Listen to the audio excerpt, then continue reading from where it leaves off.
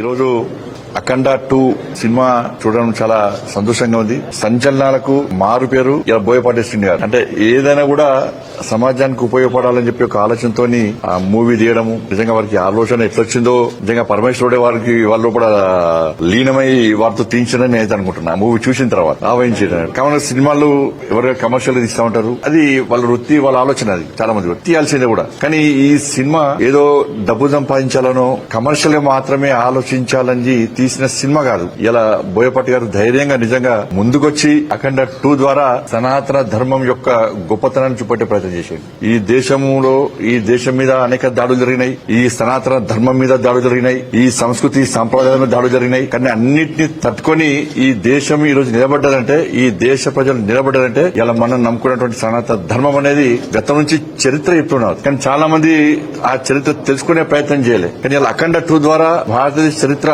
నిరంతర చరిత్ర అనేది చూపెట్టే ప్రయత్నం చేశారు. చాలా గొప్ప విషయం.